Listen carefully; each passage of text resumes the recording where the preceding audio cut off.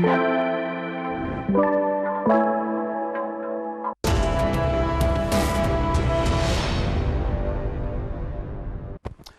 I'm more joy, I'm more about the Adom TV, so brasso, see the big agenda, bro. And abantem na kusi period, and it's a samarankum.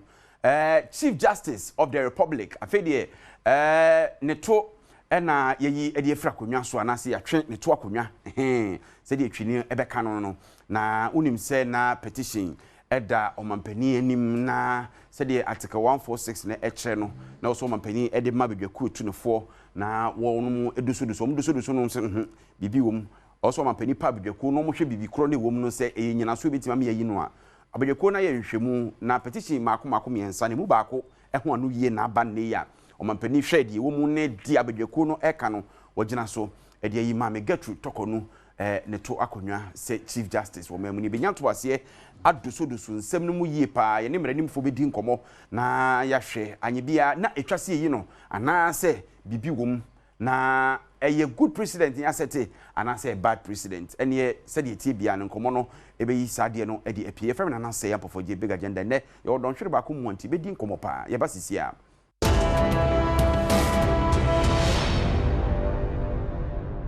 All right, enti yamo akwa babie mu na ene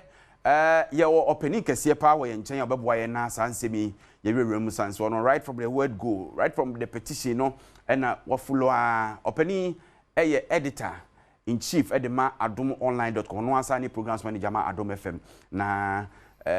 ye ba se yen tronsem wankasa dia the petition by hwebrofo ni ade a na etem no an de nani di akira na wo hwemu a follow through processes ni nyina mu na enei ababedu sampempenso internet se fatase ye ne ba na obeboa ye wo sankomodie mu Josh Tigo ena ene di nkomo Josh ye makaba kwa kumdase aponu mboko de nyame adom ye ho ye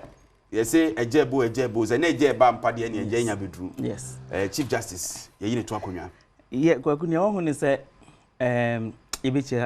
ahwefo no na ne wo hu ni se obi a wuti politics ase na we a very good political watcher you would ube hu se se aboa no nya ona se onkawa on finishing we share the way ade ne start here na menye sure see president no be sign na da aja aka se odi ma me ni fa process no se na adwen mu no o hu se ene dey ebeba menye sure se obesa enti media na e sha se na me hu se de be eden a one day obeko no be se nipa no se onye na dwen a process ne kwa won sha se dey won share process na se so be kai pa abanda da no so na do microphone the petitions ne be command petitions na ndu ba bia kra na eja mbogu ye nti se nipa na ye na dwen e na se wo hwe ne tu Charlotte senso a you should know say president na ye na dwen so the ufa process no dia say as a police na dwen so be cho no ebebo o so tibi ka se kan kra no exactly and ne me pese ye ne say ye metra han ka the right or wrong side of nyoma ye no dem mo ye be hwe best practice America democracy ye practicing omo practicing for over 2 centuries over 200 years 200 years no more practicing no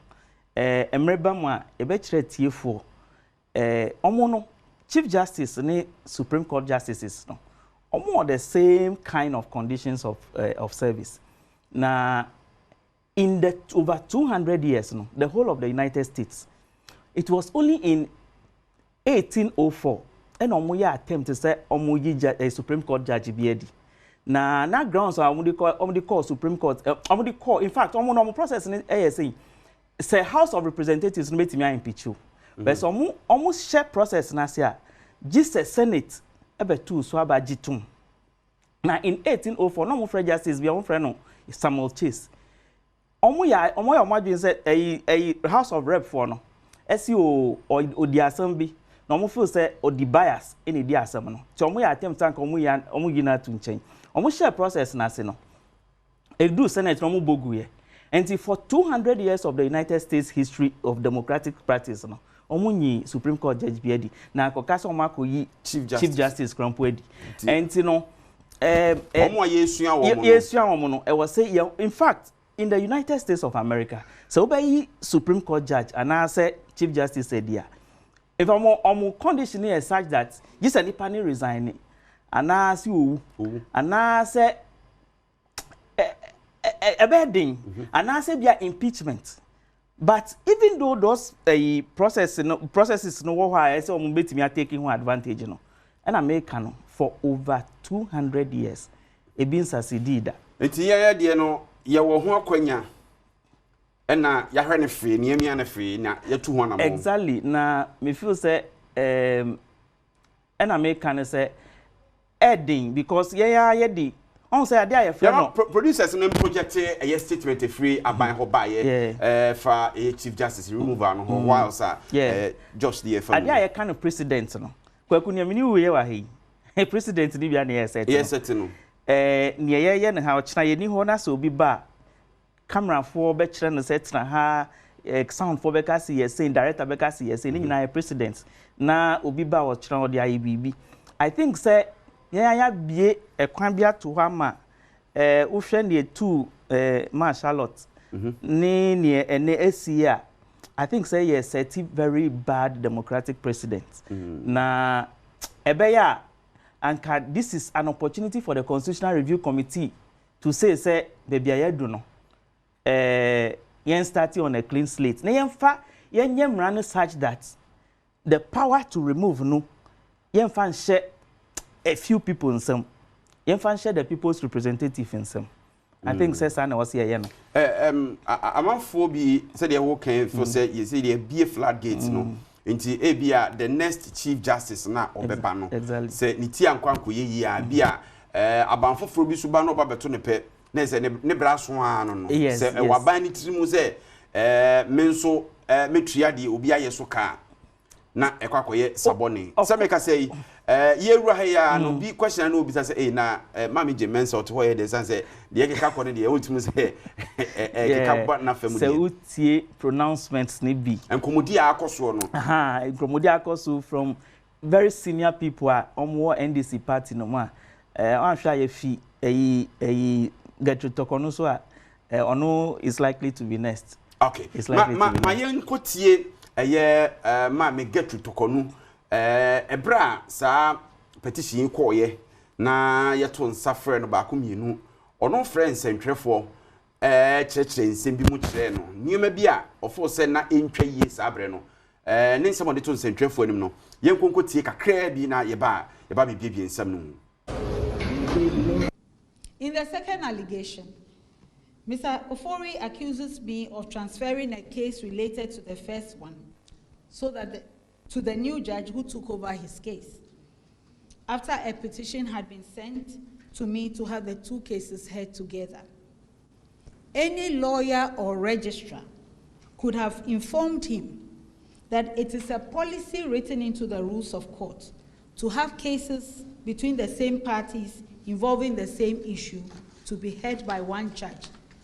so that we don't have different decisions from two judges on the same matter. So there is no basis or truth to the allegation that I transferred his cases to a new judge because I had an interest in his cases. Indeed, in the year 2020, I wrote a dissenting opinion in one of Mr. Ofori's cases in the Supreme Court. He won that application because my dissenting opinion was a minority opinion of 3 judges. The other 4 judges supported his application. After this, his lawyers applied that I should not sit on his cases again because I had presided over a different case involving him in the High Court when I was in the High Court in, I think, 2010, which he had also lost. Since then, I have not sat on any matter involving the gentleman. But what is disturbing about the current Article 146 proceedings is the fact that the cases that he's complaining about in the High Court, the ones that were transferred to one judge, started from a judgment in the Supreme Court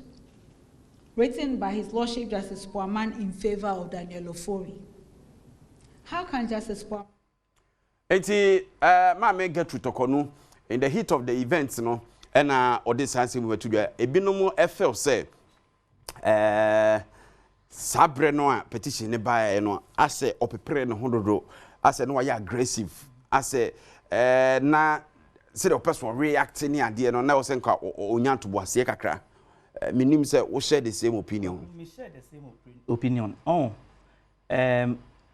Mami no role no play no Supreme Court honum as Chief Justice no. Role no woman no.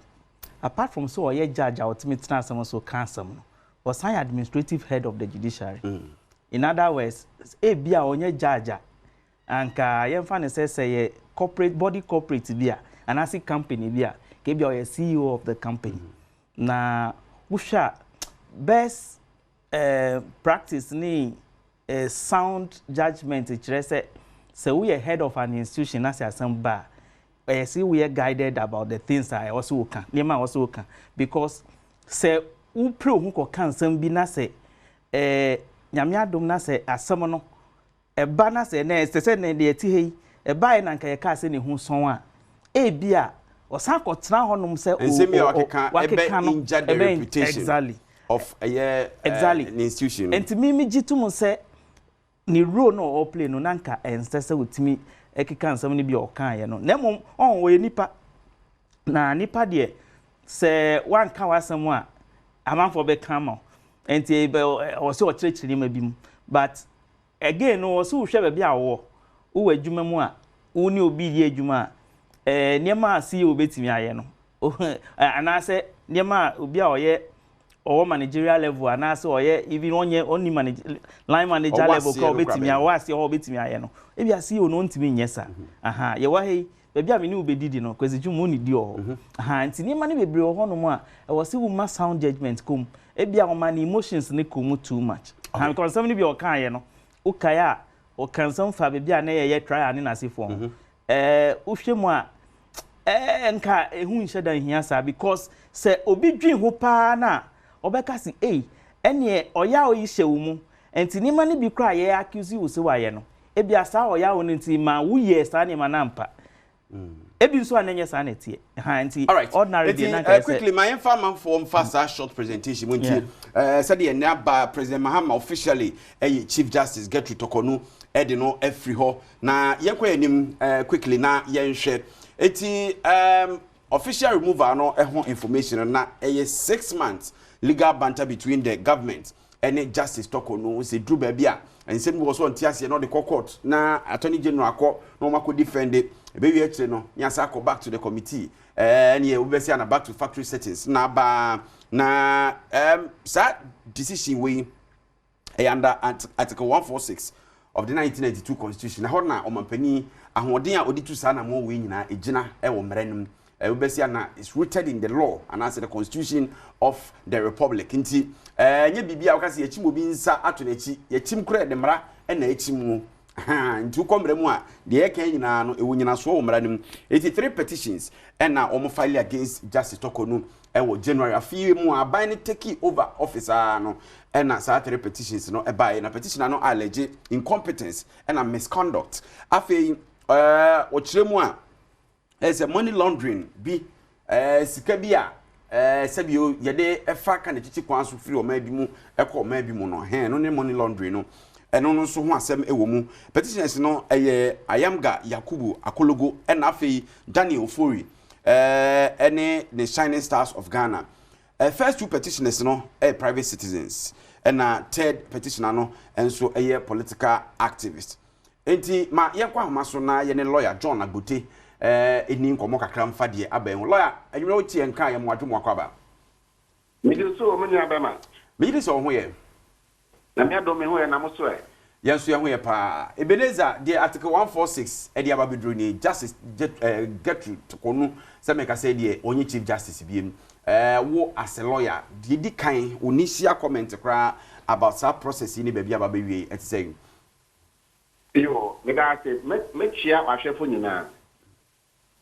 Adom de Edo by this time Adom ne yeshe. Now the first comment I me o say the ekosu nyina no the constitution no adra to ho say the person a Chief Justice officer ye faso enti no ebia eye fair ebia enye fair eno no yentumi ka wan asem sesia but the actual constitution mu I da ho black and white in the processes are ye faso edi chief justice free office no me de as a lawyer no the bit me ka on no say ya fa ni na pepepe ya fa ni nyina so pepepe na yentimi nko the legalities no bebre sanse se de wo kan de emrana ka no emrana ne afa so oman ne nchichire yemu ene seven pempensu about driven in the Fourth Republic aye 1992 constitution ya article 146 ehemu yi ho abakosem abada ebiasi pen ya bo ho wampo pen se ke betu sa na mo no Maybe Chief Justice the yenyi ni da. Yeyi enipa announce office holders bit to say electoral commission. Another chairman of the electoral commission no and any other article 71 office holders the Fourth Republic but Chief Justice the way ni the edi kan Chief Justice free office. Processes no said the oka no emra kwanso na faye but edru baby na ma me Gertrude Torkornoo cry foul edru baby na okasa about human right abuses edru baby na okasa about processes I didn't femu na enima bi won mu kra na say aye opaque like onhunu asem no ni ti enhu ne nan ebi kra won mu a na oche say yenka nkire no mpo office ye ma me na dini ye yo the woman say the kind so let me say kind no akwan ya faso Chief Justice according to Article 416 of the Constitution and no aso no ya papepepe but I would say Constitution no first of all so be the a petition qua you refer to the Council of State. Now Council of State now establish a prima facie case so obviously ampa or someone say o year no na fi na ye de ama a committee na hwehwem na hono and Chief Justice sorry yesterday say mobile bua me for anase mobile make decision e wo me right ho a e say me a mo make decision no e say mo ma me hearing according to the fair trial principle of Article 19 clause 2C of the 1992 Constitution a camp face say obi bia ya bodo kwadu bia me pa no ND4 yes say the pana dia to say before and I say you to me afa processes bimu ana we see dia bimu akasa mpa nyina so a yenya no e kire say odi4 and they say Council of State ebeye pronouncement e wo no whether or not she has a case to answer say o asam yi ano anato ni asam yi ano a say in the first place no ye tie na sam and stand a Council of State no etumi make that decision. I know challenge here. Or challenge here no ye man no a petition no be. E man hwe mo year no and send a Council of State no stand refer at the end to the committee. And you know me say along the line no baby biara what you may raise the objection biara no committee no and as a processes no ye to me ejina mfimfin e man no kwan say okay so we na opedia ye the amount because to do baby I say no say e mo bia ndi na chi enko me ni ko kra no ye man no kwan ma ne enko committee hearing no e ma fi do baby no me say and aye nyina ye ho say even former Chief Justices kra no ye mo kwan ma mo kotima mu etie the course and na ke say the red flags are no raise ye nyina no committee no ehwe mu agitu mu say okay say na wo kan dia ye mo akonya di ye say na waye Obani say impempenso ayedri wo mo a edi nkomo che se ye twa esabone ya set bad precedent no o kan say well aye we ni de kan ni de adwen no baya bi no Rebecca say the aye no ni kwanso anu no Rebecca say there be say Chief Justice are the head of the Judiciary. Ono say you were three arms of government. You were legislature, and you were the executive, and you were the Judiciary. and they said judiciary no it mean fast quantity way so eyi die oda no edi ne dia ano de na bibi atosin wo ho ano no say in fact bibi atosin a emrem de fe no lacuna the lacuna bi o constitution mu a ene na say ye nyina no ye hwe na ye teta but de etetien enne as it stands no de as a lawyer ni a legal practitioner me edi emra ye adwuma de bia ne de me hu say information bia ba bia the retirement age ensuing na so abi di chief justice na ene onye chief justice biem no na oye supreme court judge asa no be ye chief justice so betimi asa akọ supreme court judge ni biem ana sa na ekire so we chief justice ni you chief justice no so owo kwan yakwenya say obe act as a judge as a justice and as a judge of the Supreme Court. Sa na ekire ade se ono a decide say o eko we medi omusuda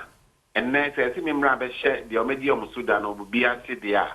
na ene de menye ntumti ende adwuma no kwa no meja ato ho ano so ho but until say be obi take decision say obi ja adwuma na to no say bibia ye de ma no say chief justice no say ekokoba say okoko practice as a justice of the Supreme Court as any mani nyina nsa be sa aka sana me hunu sana imrano ehunu nto betimi practice as a Supreme Court judge but now enjoy the emolument of chief justice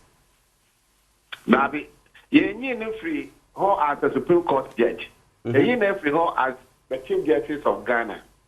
and you know me say recommendation a free committee no ba a president gina so yi ne di no ka say ma on practice and answer ma on hold no as a judge as a justice of the Supreme Court and the emolument aketua ya de ma no any akwenya owo as a chief justice no ano na ye best crap we free ho na fe na wa be ye a Supreme Court judge and it officer or twaso sana me minti acheche ne and someone yaka afa no ho I no nam petition mu a aye nyina so yi still our office so be yes adwuma no okay aye ono any individual decision say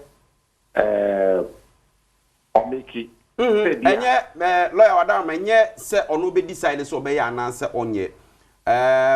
omo a position as Supreme Court justices no in a way sacred and ihu omo in a different light enti sakwako ba say per petition e bae no any recommendations a free committee set omo hwehwe mu no e ba kire say sebe on sem fata say obey chief justice nipa manu susumi na so se manka ni yi a yemfa nche on sem fata say obey chief justice no se fata say obey Supreme Court justice say two different positions. Chief Justice said there are two different fair committee no me who the recommendation of the committee in there. Okay. And Article 416 so and can the removal of and can say the removal of a Supreme Court judge can what Article 14 says clause now more use no about that on the removal as a chief justice from the office of the chief justice. And they say, me who recommendation is say, in fact, because of the adverse findings, you know, and I know my YNT, as a committee, you know, who say YNT, you know, and on separate obey chief justice, obey Supreme Court judge, and also and what some can different. But you know, because many short was crowd recommendations. David. Because a co-president and a president, you know, so I could do no part. I say, or the year, Juma, or need discretion, this say, may I not say, I mean, yet. Far discretion, I dear man, no, under Article 296, no. In under Article 146, maybe, and happen, and year, Juma, because the year for president minister, also make us work as a committee, but maybe, I mean, you know, and I say, you know, the committee never can no, by the Bay Juma. At the end, I am who, yen to me, can you reach me? I can say, you know, as a chief justice, can I bet me? Okay, indeed, Mammy kind the second paragraph of statement now. if you omampani ho bae no na ejina so efe yi asemi ya no mama yansa na meja amwako na or say this follows a receipt of the report of the committee constituted under Article 146 Clause 6 to inquire into a petition submitted by a Ghanaian citizen, Mr. Daniel Ofori, after considering the petition and the evidence. The committee found that the grounds of stated misbehavior under Article 1461 had been established and recommended her removal from office. It's let's say Article 146 Clause 1 no, there are grounds to be under stated misbehavior, and I said misbehavior. It's we know under the stated misbehavior no. I say na you know. Stated misbehavior to me affect even your position as a justice of the High Court and also of the Supreme Court. But I'm say me tia me de kasa me say you know as the Chief Justice from the office of the Chief Justice. Me kind of be you know what Chief Justice there, then he cannot hold himself as a justice of the Supreme Court. Me kind of be two ways say. In fact, Constitution also say Constitution on Article 416 no a war a procedure yefa the justices of the Court of Superior Jurisdiction, a High Court, Court of Appeal, and the Supreme Court. And now a word yefa so the Chief Justice every office. Okay. What they have set in motion and who results are by then the Chief Justice from the office. And you know, the main kind baby and me baby as I say is being removed as a justice of the court of the Superior Jurisdiction. All right. Lawyer John Agute my enda was na nyame adom na details of the report ne ba me sure say be nya konya na digest into details. All right. Me da see bebre Lawyer John Agute a private legal practitioner na say dey ko ponti Josh na me go so share slides na ohwema March 2025 year, that's 27th, and a Chief Justice Etro Office of the President, a demanded petition na nipebi a submit etiano sent yin infiono. Na osakole on President say petition a bit me offer trouble na Ghana for nyina di womu so that Ghana for nyina so be witness to the air course one say anye bia a genuine and I be it is I mean sure at the back of her mind no sana na ofili we say before election no na enkomodie bi akoso about your justice system no say as any ehwe one way eti kra no your president that time na or your flag bearer and the former president e kan say nyame ye na doma manaba e wo so ye adwuma wo judiciary ho yie pa so that obesakra niemam e wo mu anybody be feel say those pronouncements no and the basis for the removal of Mami and hon kika ho. Niema mi na mpese me kan wasam. First one here president in the pronouncements or ene ye Chief Justice Nefio. We say na manifesting. I'm manifesting in a way. Na I think say I was say a guiding political characters going forward because on say ye fa ne say ni papam anasi ye di nukrepa na ye di this adwuma we ya sa those comments are president near yet abira na opposition no ama nkekawa kakra ba me ti de okana ebia they are all justifications exactly. What say ampa ama me na ye bibia o sie ni fo nso enipa bi de kwa kwose se exactly. Okay. The other part no so ye presentation a wo ye esia no so wo hwe constitution ankasa na any emra na omugina so di Chief Justice na emra ne si so say niema na bebre na wo se ye no in camera na je say nsa si ye na bontim obi hu na Chief Justice no demand o ye e call say ye mfa de nemra public exactly na president e kwa express disappointment exactly say ade we ya o se mfa meto abontin as say it's in bad faith enu na na me kan say Chief Justice say my emotions kakra run in yemani bim because wa wo hwe mrane so wa wo ye Chief Justice a wo hwe mrane so na emrane kase yemfa ni say ana say yemfa right na wo request mo no e bia na trap na bia wo set ama president in Sudia because a trap don set dia say president no etie no ye in public and there will be enough grounds for obi to go to court and say emrane say enya ade ne in camera na afi de eden na mo di pia bontin enti me feel say sa demand no ebia na ye enye legal demand ebia na ye political demand na say ebia na ye say the court of public opinion so na eye adwuma okure mu papa exactly eye adwuma na ultimately say after sa demand no na president no edi ya okakra wo exactly. Chief Justice yo enti o send the copies come CJ exactly copies of the petition no man 10 days to respond and also who the bebre by as 10 days na say so as 10 days no kra no emranu no 10 days no na ye within the law what did me gonna say emranu na ye within the law and on say president so bebre so aba in terms of removal yi usha ya yi microphone bi edida Loretta what they saying lady no ne no NCC no ye yi ne esi nchen and ye yi Charlotte in fact, Mama Gertrude Torkornoo requested 7 days. And the president no man 10 days, so man 3 days extra. And to kase sa yana ebia emramu no untimi kase sa. Na mo say ade no emran kasa no wo sha wo the legal side of it. E na adwen kakra etechire no. Eno nso e wo ho. Na say common sense ne yedwuma olomu enti say okase wo ye ne finchimu so ahia to de bia na on say me kan de bia na me masa example we look emra ba ko Ghana for in the history of Ghana ya kase ye obnoxious law emra enye kra e preventive detention act emra e kire say wu na say ampofoja uti mani say me president Nkrumah time me president na say me susu say ubeye bibia tia oman na ebetimi ayiwasi anase ebetimi achiwa kotum anase bibisa no preventive detention act no samra no yesi emra boni pa o na mum na emra ase criminal libel law president Kufuor baya obeyi si nchen no aitimi ma hu kwan se ye chi journalist di tun on crimes bibia achuru bibi if you say a crime ti achiwa kotum no na emra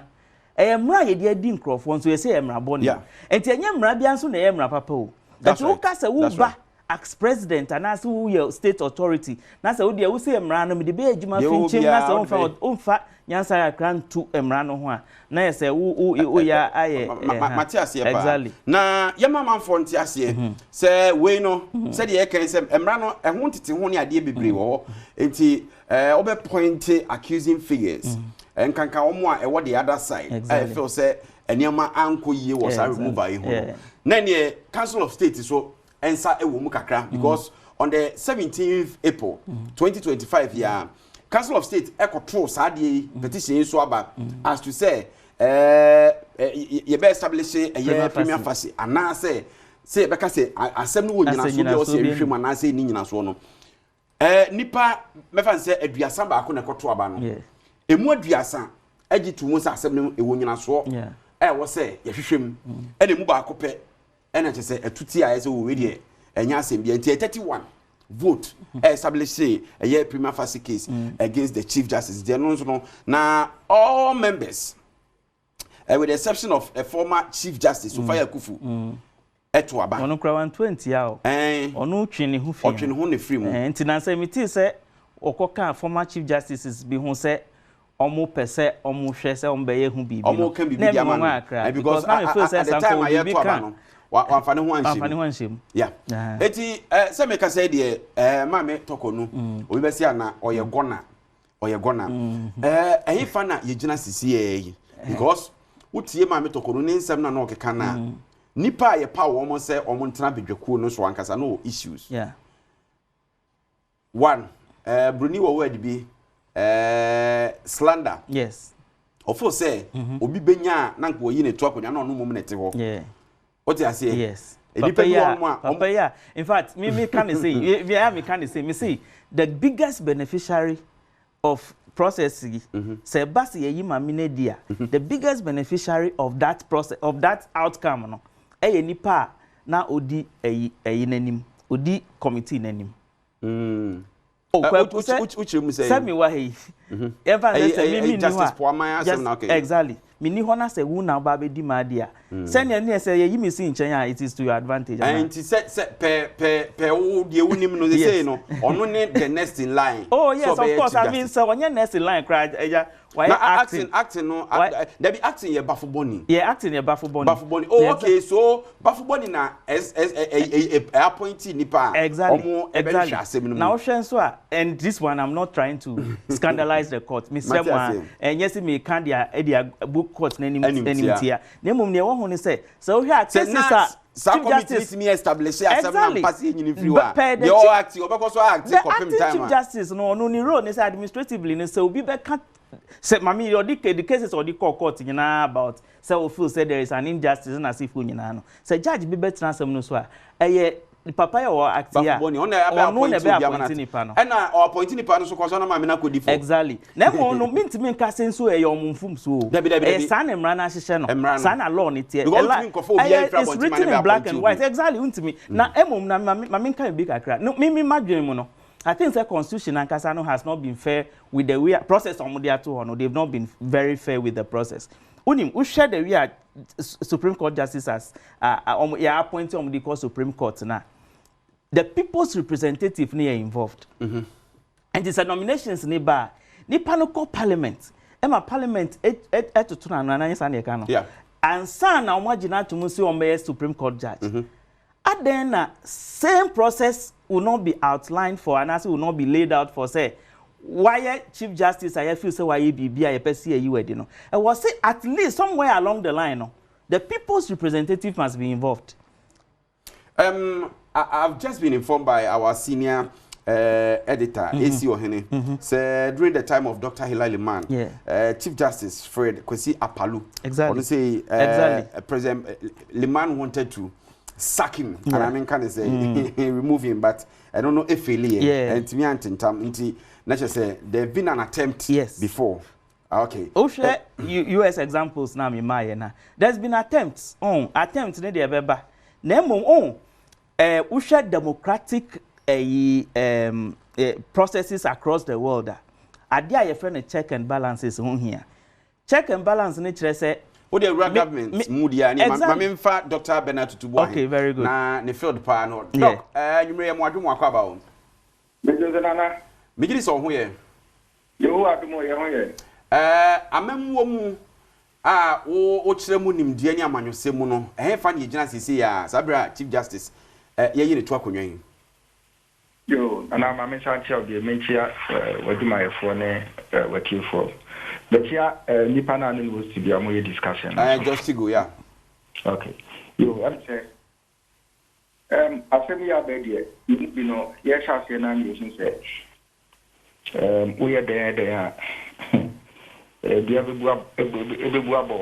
Abua. And not the aqua. Said, how the process in start here now? What draw conclusion that? Oh, said, we said. And Simbia a tea, you know. And Simbia for kind my FTB. A bit said the dog, where the near Catasumu wants to be a new be soon. Campaign is starting on the 2024 campaign. And I say, you are shading get here. I can't be this, say. I say, on the or movie power there. Obi to say Chief Justice Electoral Commission for no. Omunti mi no mo enye adwuma. So. And then I actually dia to hodada. Na se utie nipa bia no mo kasa data ne tumi anu mukura ewo NDC mu na chese se de tie bia no. The friend is over power nkrofo bi edi omutibedi akyerema nkisana process no so start here enti eya chance na na ehun se de tibia no wo be predie na so se de tibia no dia bi buabo any one name no yesi Ponkudia encanto the sentinel conforso encounter so a bear will you patches said to me any brain ninkaso aha eti said Kwame Nkrumah be dia benya so a one tena so ankusie yeye no chance na Rollins antena so ankusie yeye adekunkufu antena so ankusie yeye President Mills awenye baby ko antena so ankusie yeye enti obi a okura tumi na wanhwe so yeye na otu tumi mu otutu na jeje mu na your friend is saying, Shabiya Nanka, your friend is saying, Uye campaign say, a no being kuyi, and you will be CCA, Ama, or Mangana, your friend to my Pefrano. Nature building the Ghana that you all want. So, resetting Ghana. Osaka Bako Town, building the Ghana that you all want. Yeah. And you know. Shano mami ni die na careful say said mechanic and I fit any CC car no shana politician so oba no ma bi enkoyi nka bi CC na ka koyi article 146 no from 1 to 10 as an 11 no problem wo nana tibi bi na ka me for say nanka yura jo Mahama a ono so reset agenda no aba be build wo man ya yi na ye pe no Article 146 in Kobe Mubina Kodia, Dumasha in Kasane Fata. No Sababa to the Musa. So, it inca, dear city, and where the Mumin Kodia Kanaki and Mohumba. Now, resetting also said the Bible working or in a bunkum, how when trying to have that reset. Now, your friend is saying, Metias, but Bunkumuna, Ukwa Kucha at the Atuhono. Share and also the mouse on the Badatin. Yes, dear, why ye? Obisuba will be a mean beauty to also bar, or also the same thing by Yajuma. So, Nasabas also the Omani or man a bazaar, next and yet it's tit for Tatan and ye. Aha, and Tinonka only ye, dear, and will be a bit in a chin to me say. Sako fasa brand the Yajuma because your youngsters will be obeyed. By Yankaya Manfosu say under a year 1992 Republican Constitution yasi and our fourth Republic Imuno. And yeah, first time I ye will be our year Article 71 office holder in ye and I'm a boy. Sir, any ye kai Domino. So, any a kai Charlotte was says. You wish your crown, son, no more, and shall give you. So, but Nani, baby, and Dinano. Young funny said, and that I tremble, no maybe a one, and my baby. It is the moon, you know, and some I can and PhD. It is Domino Vune, a friend of Charlotte association. So, Yanka said, not a yard papa. If you our years are dear, I buy our years are dear, 1 year. Na me say me for asade so all right doc shanka wo wa baby na nampacho manusi shanka wa baby na ka de otisu na ka wo de ayenhwe so de bi e de amaye em ye hu se wo mu yi Charlotte say ene wo mu yi Domelevo no o ma anya de but say de say ne wa kuru wo mu right o mo ye no all right doc o de mame na wase ye beto ankomo no so why yo me so da wase Dr. Bernard Tutubu here now to see no AD and Komono political science lecturer at University of Education Winnipeg. Now just two calls be 0302221701 22170 battle the SCN kakra bia aka fa won atem ne enim kasa twa enim na ye fa just two calls ye time no aso awie na ye pagya yemu menim ofrefo bi aba homa no so hello Josh my fancy afa na aba one small question be me to a say a rhetorical question. Na time obi di petition come on anado about this same Chief Justice.